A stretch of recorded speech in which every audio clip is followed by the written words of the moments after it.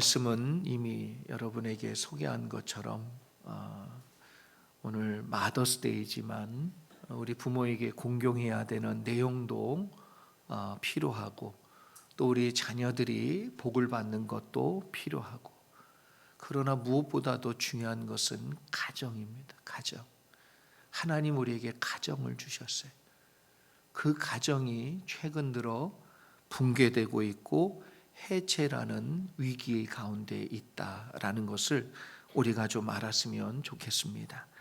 요즘 들어서 칼럼과 기사들이 가정의 달 5월인데도 불구하고 자주 등장하고 있는 키워드가 뭐냐 하면 가정 해체, 가정 위기라는 표현이 계속해서 달리고 있습니다. 그 이유를 전문가들은 몇 가지 중요한 내용을 제시하며 말하고 있는데, 가장 큰 원인은 코로나19 장기화로 인해서 경제적인 어려움이 증가되며, 그리고 그것 때문에 가정 가운데 직접적인 영향들을 많이 미치고 있는 내용들이 있다는 것이지요.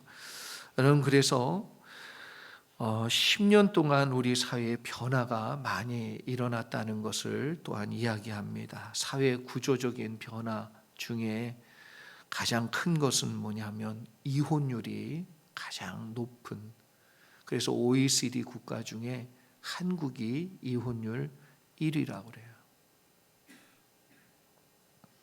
이혼율이 높아지니까 자녀들이 가정을 이루어야 될 필요성 혹은 이루어야 될 내용에 대해서 부정적 시각을 많이 갖게 되었고, 그렇게 싸우며 살 거면 차라리 개나 고양이 키우면서 홀로 평안히 사는 것이 낫겠다, 이렇게 생각을 바꾸는 청년들이 많아지고 있다는 것입니다. 참 아픈 일이지요. 가정 해체의 또 다른 원인으로 고용과 소득의 불안정으로 인한 청년들이 결혼을 자꾸 회피하거나 미루고 있다라는 발표가 나오고 있습니다. 그래서 결혼이 점점점 늦어지고 있습니다. 그래서 해마다 이 결혼에 대한 적정한 나이가 높아지고 있는데, 지금은 40 정도에 한대. 40. 그러니까 40에 결혼하고 애를 낳으려고 하니까 불임이 많아요. 그래서 이게 여러 가지 사회적인 어려움도 있지만, 여러분, 출산율 저하는 대단히 큰 이슈입니다. 그래서 결혼을 해도 출산의 양육비 부담이 커지니까 저출산을, 이렇게 출산율이 저하되는 걸 부추기고 있고, 결혼 연령이 높아지는 것도 또한 그런 이유이기도 하지요. 최근에 인구 미래 공존이라는 책을 제가 보면서, 또 그 책뿐만 아니라 인구 문제를 다룬 책들을 보면서, 경제적인 해결만 되어지면 혼자 살겠다는 청년들이 정말 많아지고 있어요. 정말로. 혼자 개나 고양이 키우면서 행복하게 여가를 누리며 살겠다는 그러한 사람들이 더 많아지고 있고, 결혼을 해도 아이를 낳지 않고 동물을 키우며 살겠다는 청년들이 정말 많아지고 있습니다. 이렇게 현대사회는 가정의 붕괴와 해체의 과정으로 흘러가고 있는 현실에서 우리가 지금 할 수 있는 일은 가정을 세우고 또 회복하는 일일 텐데, 이게 참 고민이 아닐 수가 없습니다. 성경은 인간의 삶이 관계라는 것을 분명히 말씀하고 있습니다. 그래서 하나님은 이스라엘 백성에게 십계명을 주었어요. 십계명을 둘로 딱 나누면 하나님과의 관계, 이웃과의 관계의 내용이 기록되어 있습니다. 그런데 오늘 본문 말씀이 이웃과의 관계의 첫 번째, 이웃과의 관계를 얘기하는 첫 번째 계명인데, 그게 뭐냐면 내 부모를 공경해라.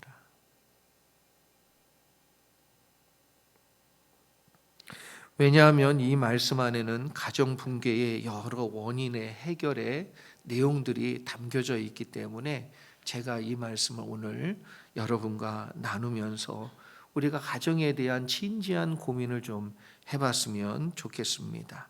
또 어떻게 하면 이것이 해결될 수 있는가?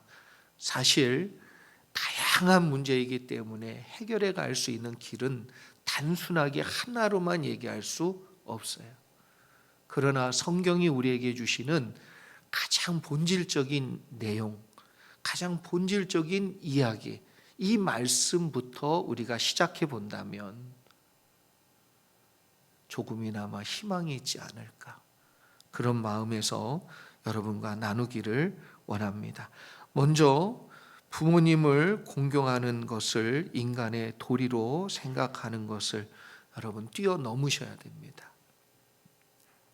오늘 우리가 본문을 보면서 분명히 아는 것은 나에게 주신 명령으로 내 부모를 공경해야 된다라는 이 말씀을 우리가 받을 필요가 있고 생각을 바꿀 필요가 있다는 것이지요.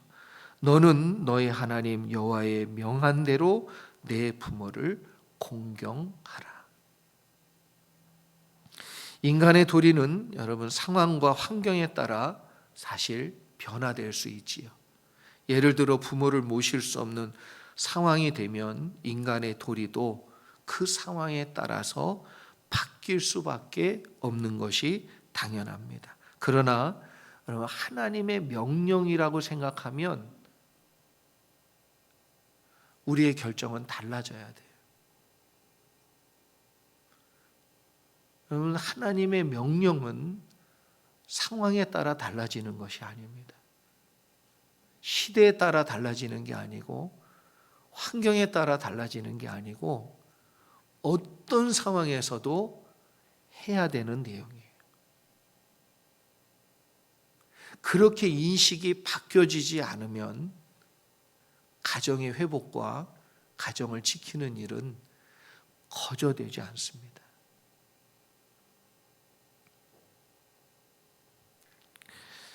자녀들도 문제이지만 부모님들도 생각을 좀 바꾸시면 좋겠습니다. 왜냐하면 자녀들이 힘들고 지친 사회생활과 가정생활, 또 자식을 또 자기 자식들 키우느라고 애쓰는데 부모 생일에 온다고 그러면 뭐라고 얘기하죠? 오지 말래요. 오지 말래. 또 자식들도 당연히 힘드니까 부모가 그렇게 얘기해 주는 것이 배려이지만 아주 당연하게 그냥 돈 붙여 드릴게요 그러고 끝내. 심지어 힘들면 바쁘면 추수감사절에도 또 성탄절에도 신년에도 부모님 뵈러 오는 것조차 자식에게 짐이 될까 봐 오지 말라고 얘기하는.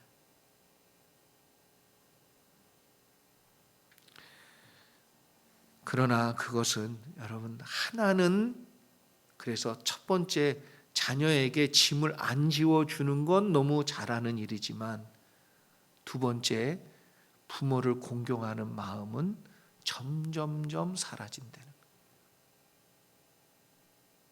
그래서 멀리 보면 좋은 일이 아니에요. 힘들어도 만나고 어려워도 만나고 바빠도 시간 내서 같이 밥 먹고. 여러분 유대인들이 왜 그 가족애가 돈독하냐 하면 안식일 토요일에는 반드시 그 저녁에 약속을 다 캔슬하고 가족끼리 식탁에 앉아서 밥을 먹어요. 그 바쁜데도 그걸 꼭 지킵니다. 성경은 부모를 공경하라는 명령이 인간의 도리가 아닌 하나님의 말씀이라는 것을 분명히 설명하고 있고 보여주고 있지요. 하나님의 뜻에 순종하는 자녀들로 세우는 방법이고 하나님의 말씀에 순종하는 자녀들이 복을 받는 줄 믿습니다. 본문에서 말하는 이 공경하라라는 이 말이 히브리어로 키베드라는 단어인데 무겁게 여기다. 무겁게 여기라는 거예요. 부모를 가장 중요한 것으로, 가장 소중한 것으로, 무게가 있는 것으로 여기라는 거예요. 우리가 공경한다는 것은 과거 부모님들이 가정을 지키기 위해서 고생하고 헌신한 인생의 무게를 가볍게 생각하지 아니하고 무겁게 생각하여 존중하는 것입니다. 이것을 자녀들이 잃어버리는 순간 어떻게 되냐면 방종하게 되어 있어요. 그래서 자녀들이 과거의 역사, 그래서 민족과 나라도 과거의 역사를 잃어버리는 순간부터 어떻게 되냐면 정체성을 잃어버리고요. 그리고 자기의 존재에 대한, 그리고 과거 부모에 대한 감사가 싹 사라지고 없는 거예요. 부모를 공경하는 마음을 지키고 세우지 않으면 여러분, 가정을 지킨다는 건 어불성설입니다. 불가능해요. 그러니까 가장 먼저, 가장 첫 번째 우리가 세워야 될 관계와 내용은 뭐냐면 부모를 공경하는 것입니다. 그래서 가정이 붕괴되고 해체가 되는데 전혀 마음의 위기감을 우리가 느끼지 못하고 있어서 그렇지, 앞으로 10년 안에 보세요. 그럼 지금 되게 위태롭습니다. 제가 읽었던 인구 미래 공존이라는 책을 보면 인구 감소가 우리 생활에 미치게 될 가장 큰 영향 중에 하나가 가정의 붕괴라고 해요. 붕괴. 그렇게 될 가능성이 높고요. 그런 가정이 수두룩하게 우리 주변에 이제 나올 것이다. 10년 안에. 이것은 오늘날 현실적인 문제로 나타나고 있는데 그 대표적인 것 중에 하나 뭐냐면 대학이 줄줄이 지금 문 닫고 있어요. 왜? 아이들이 없어요. 대학을 갈 아이들은 숫자가 줄어들고 있어요. 아이들이 없다니까요.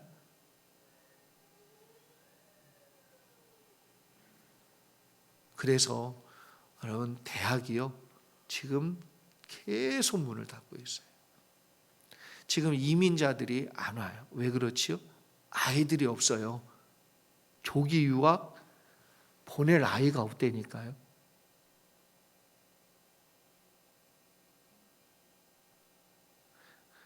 나만 심각한 것 같아요. 여러분 심각하지 않아요? 요즘 식당에는요, 혼자 밥 먹는 사람을 위한 1인 테이블로 다 바꾸고 있답니다. 혼밥, 혼술도 얘기하지만 혼밥. 1인 가구 또 1인 서비스 업종이 증가하고 있다고 합니다. 그리고 혼자 사니까 강아지, 고양이 키우는 사람도 많아지고 있고, 여러분 요즘은 그냥 카페 하면 안 된대요. 잘 장사가. 애견 카페 이런 걸 해야 사람들이 온대요. 그래서 예전에는 다방, 그래서 이렇게 커피에 노란 계란 떠 있고 이런. 근데 이제는 서로 대화하는 사람이 없고 자기 강아지하고 대화하고 놀며 카페에서 차 마시는 사람이 많대요.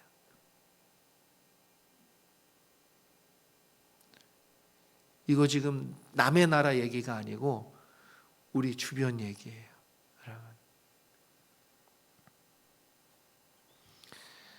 그래서 또 늙으신 부모님 모시고 홀로 사는 나이 든 자녀들도, 혼자 사는 나이 든 자녀들도 너무 많대요.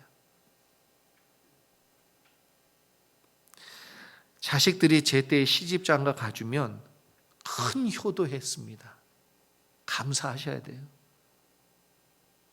여러분은 이제 많이들 다 같이, 나는요 이거 보고선 주님 남일 같지가 않은 거예요. 남일 같지가 않아요. 자식들이 결혼한 뒤에 자녀를 출산해서 손자 손녀 낳아줬어요?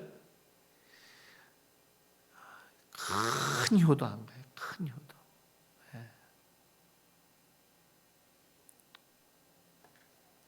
그리고 우리 자녀들도 다른 걸로 효도할 생각 말고요.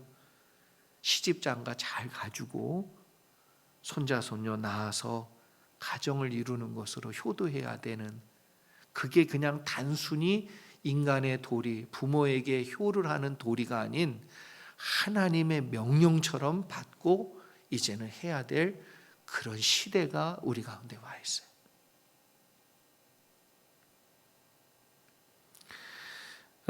경제적인 부담이 있지요. 아직 미래에 대한 불투명한 것 때문에 걱정이 젊은이들이 많아서. 그러나 여러분, 우리가 이 경제적인 문제, 이걸 참 자녀들이 크게 안고 있단 말이에요. 그런데 부모도 돈이 없으니 못 도와주지요. 그러니까 하나님이 축복해 주시면 되는 줄 믿습니다. 그러면 길이 열린단 말이에요. 그러면 자녀들이 복을 받으려면 어떻게 해야 됩니까? 부모를 공경하게 만드셔야 돼요. 그래서 성경에도, 오늘 본문에도 뭐라고 그랬냐면, 내 부모를 공경하면 두 가지 분명한 복을 주시겠다라고 말씀하고 있습니다. 그 첫 번째가 뭐냐면, 그리하면 너의 하나님 여호와가 내게 준 땅에서 내가 생명이 길 것이라. 생명이 길 것이다. 어제 한국에서 비보가 들려왔는데 영화배우 강수연 씨가 향년 55세로 사망했다고 합니다. 그 원인이 뭐냐면 뇌졸중이에요. 뇌졸중으로 인해서 심정지가 왔고, 그것 때문에 결국 2, 3일 지나 돌아가신 거지요. 참 안타까울 수밖에 없습니다.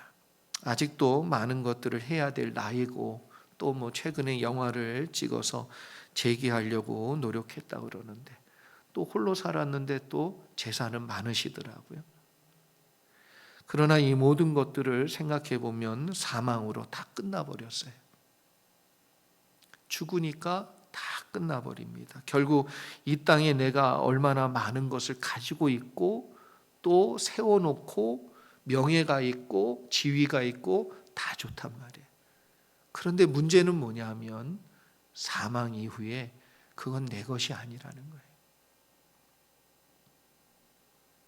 여러분, 건강해야 됩니다. 하나님께서 부모를 공경하는 자들에게 약속해 주신 복이 뭐라고요? 오래 살게 해주겠다는 거예요. 장수의 복이에요. 건강은 하나님이 주신 은혜이지요. 그래서 돈으로 살 수 없습니다. 갑자기 뇌졸중이 오면 막을 길이 없는 거예요. 건강은 내가 지킨다고 생각하는데 여러분, 그렇지가 않아요. 생명은 누구에게 있다고요? 하나님께 있는 줄 믿습니다. 내 생명이 오래 사느냐 짧냐, 이거 다 하나님 손에 달려 있어요. 이걸 잊지 않는 저와 여러분 되기를 소망합니다. 그래서 오래 산다는 것 자체가 뭐냐면 하나님 주시는 은혜다. 여러분, 목회자라고 예외가 아니지요.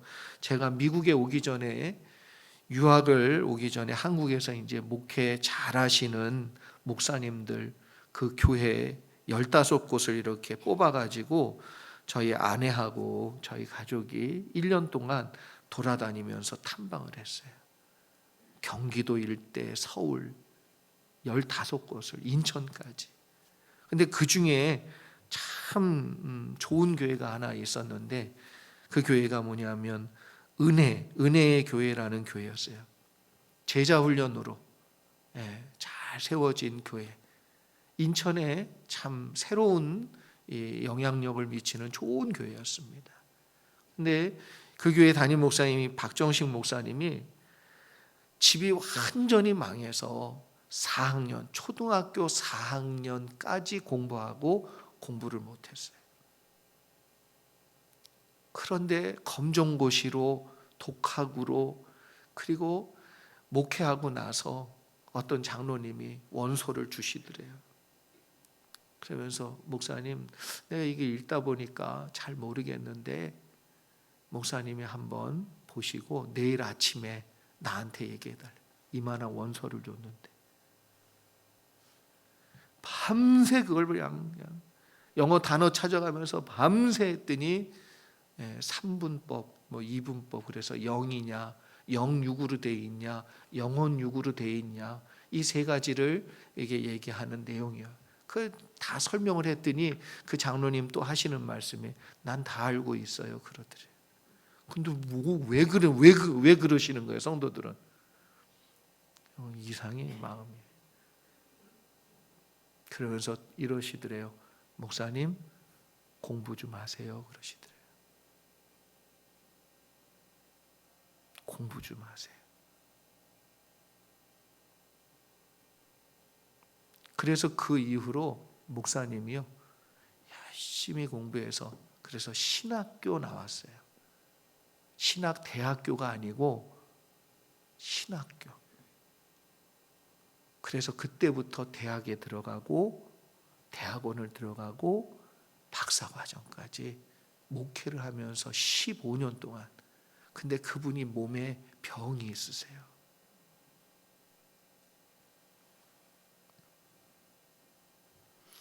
이분이 나중에는 이 제자 훈련을 통해서 유명해지셨습니다. 그리고 책도 썼어요. 읽어보셨는지 모르지만 평신도는 없다. 참 유명한 책인데 저도 읽어보고 참 도전받았지요. 그런데 깜짝 놀랐습니다. 지난 4월 12일 향년 65세로 뇌출혈이 와가지고 돌아가셨어요. 목사님이라고 예외가 아니라는 거예요. 목사님이라고. 목사도 예외가 아니면 우리 다 예외는 없어요. 아직도 할 일이 많으신 분이에요.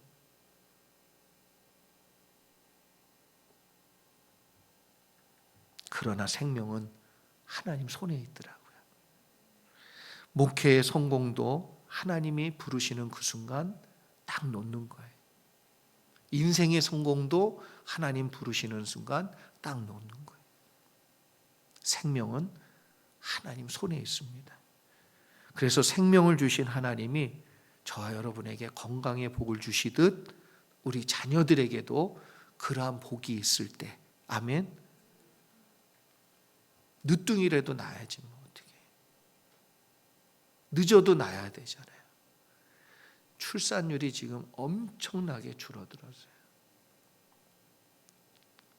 큰일입니다. 두 번째는 장수와 함께 하나님께서 복을 주시겠다 이렇게 약속했어요. 이 복이 여러분 가정 가운데 임하기를 주의 이름 축원합니다. 그래서 하나님 복 주셔야 돼요. 자녀에게 복 주셔야 돼요. 오래 사는 것도 중요하지만 오래 살아도 복이 없으면 평생 아프고 평생 망하고 평생 무너지고 평생 정신적인 질환을 앓고 있고 이러면 이게 얼마나 어렵고 힘든 일이냔 말이야. 이게 싹 사라지는 복이 임하기를 주의 이름으로 축원합니다. 복이 없고 장수만 있다면 행복하지 않아요. 그런데 하나님은 장수와 함께 복도 주신다고 약속하고 있습니다. 본문에서 말하는 복을 주신다는 말 자체가 야타브라는 히브리어인데 이건 문자적으로 좋게 만들어 주겠다는 뜻이 있어요. 어떻게 만들어 주겠다? 좋게 만들어 주겠다. 아멘.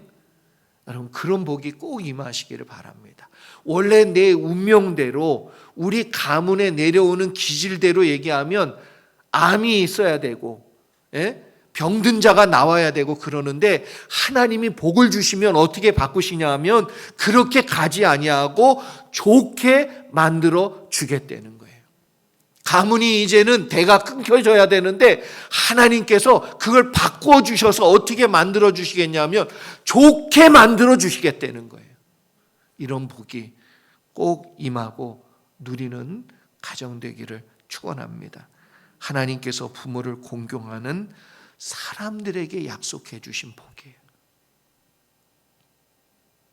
그러니까 자녀들에게 짐 지운다고 생각하지 말고 내가 그들에게 장수하고 하나님이 좋게 만들어 주시는 복을 안겨준다. 확신과 믿음 가지고 미안하지만 그래도 그래 와라 고맙다 그러실 수 있기를 바랍니다. 이 자리에 계신 부모님들 자녀들에게 바쁜데 뭐하러 오고 그래 오지 말고 나중에 연말에 와라. 그런데 연말이 되면 바쁜데 번거로운데 뭐 또 오냐. 그러지 말란 거예요. 그것이 다 자녀를 위하는 게 아니라 자녀의 복을 막는 길이에요. 옥하는 목사님 설교 중에 사랑의 교회 장로님 이야기 또 집사님 이야기를 제가 들어보았습니다. 칭찬을 많이 하시는 장로님 보니까 어머님이 90세래. 90세. 어머니가 90세인데 이 장로님은 차남이에요. 큰아들은 예수 안 믿고 또 큰며느리 형수님이죠. 어느 날 찾아와서 그러더래요. 예수 잘 믿는 사람이 어머니 아버지도 좀 모시라고. 아무 소리 안 하고 모셨대요. 60부터 90까지. 그런데 놀라운 건 이 두 분 나이가요. 이젠 70이 가까운데 건강하대요. 건강하대. 그래서 그러시더라고요. 하나님 복 주셨다고. 자녀들이 다 잘 됐어. 그리고 또 그 노부모를 모신다고 그러니까 그 손자 손녀들이요. 할머니를 얼마나 끔찍이 사랑하고 또 할머니도 또 부모도 얼마나 또 사랑을 많이. 그래서 가정이 시끄럽고 또 불화가 한 번도 없었대요. 한 번도. 참 복이 있는 거죠. 큰 소리 나본 적이 없대.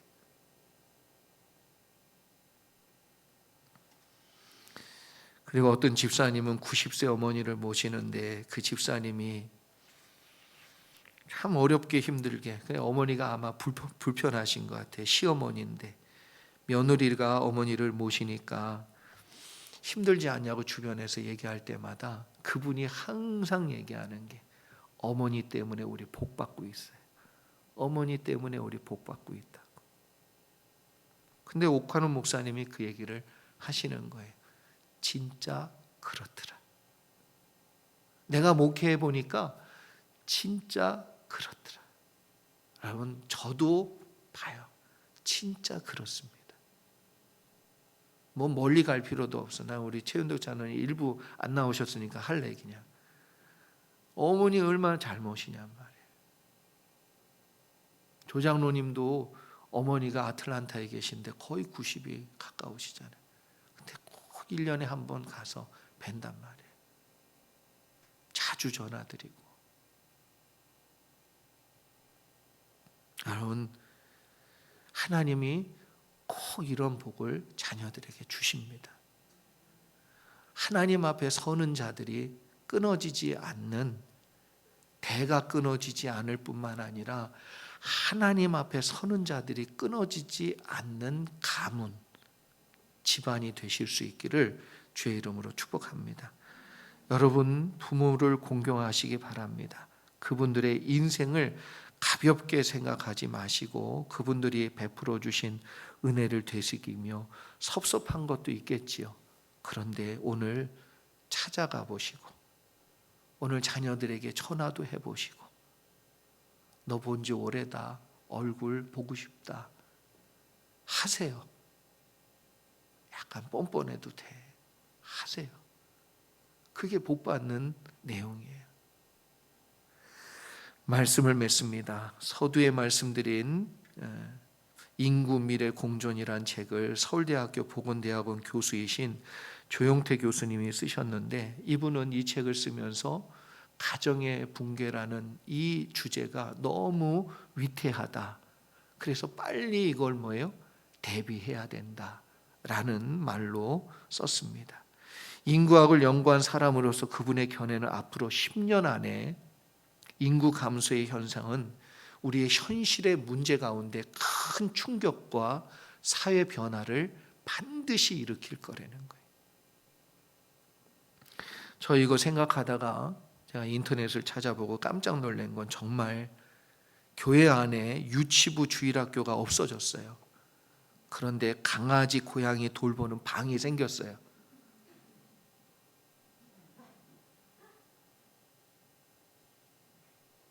지금 한국은 주일학교가 거의 없습니다. 웬만한 교회 아니면 주일학교 자체가 없어요. 그런데 진짜로 내가 강아지 놓고 고양이 놓고 예배 못 오겠다 그러니까 아예 생겼어. 나 이거 생각을 한 지 얼마 안 됐는데 벌써 생겼어요.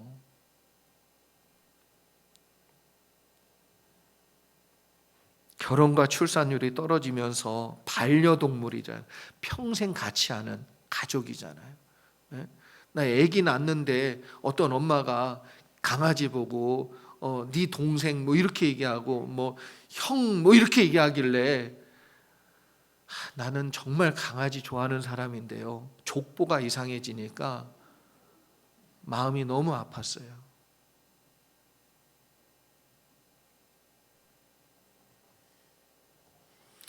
조용태 교수님은 앞으로 저출산과 인구 절벽의 현상이 미치는 영향은 서서히 오지만 2030년이에요. 이 사람 예상은 2030년이 되면 우리 피부로 느껴질 만큼 사회적인 문제로 나타날 것이다. 이렇게 전망합니다.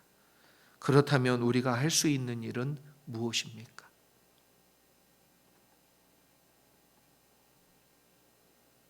전 되게 위기감이 많이 느껴져요.